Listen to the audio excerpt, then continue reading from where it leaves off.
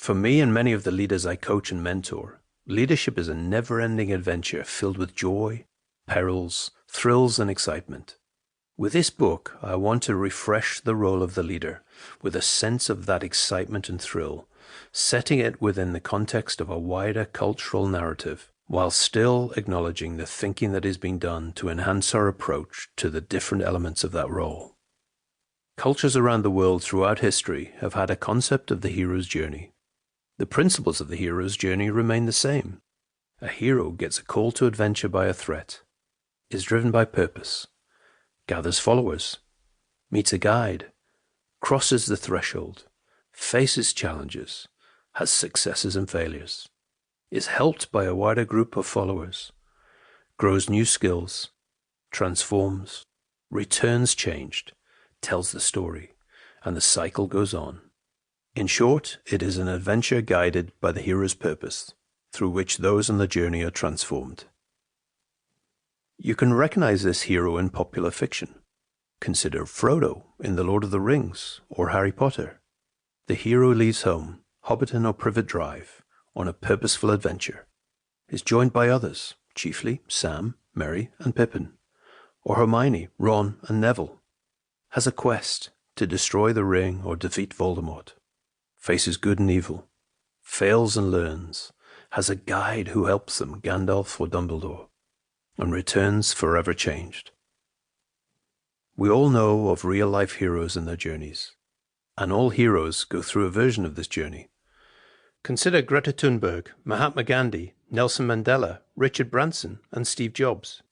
Their journey is an important part of how we see and understand them, and many people benefit from and are inspired by their stories. But what does this have to do with being more wrong? As Will Smith puts it, fail early, fail often, fail forward. Live at the edge of your capability and stretch it, and learn as you progress. Smith is giving personal advice, but it also holds true for team leaders. The hero's journey, with its trials and errors, is a framework for leadership and for being more wrong.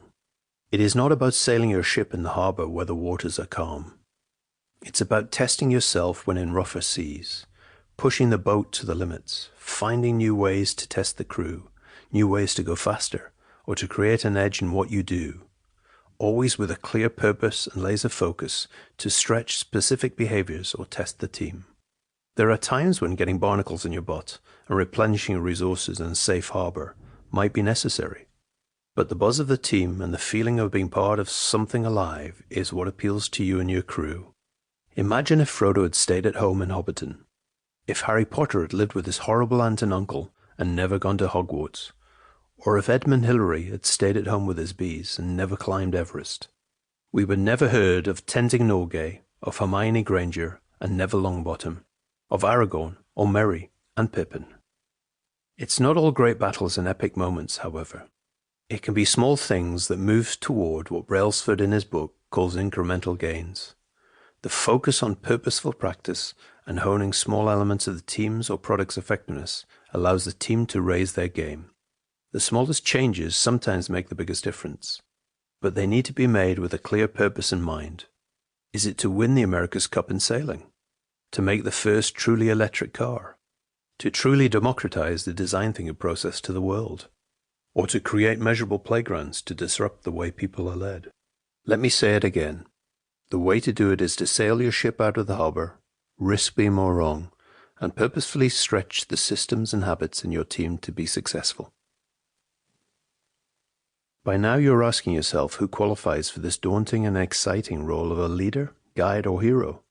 There is much written on the different kinds of leaders, but the scale of the achievements and the reach of the leaders we look up to makes our small view seem insignificant and incomparable.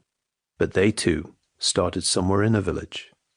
They too stepped over the threshold and had their failures and traumas along the way.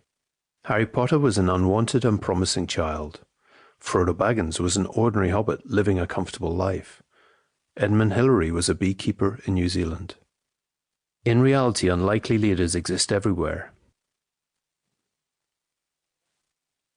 To keep listening to this audiobook, I've left you a link in the description so you can do it, at no cost thanks to Audible's 30-day free trial.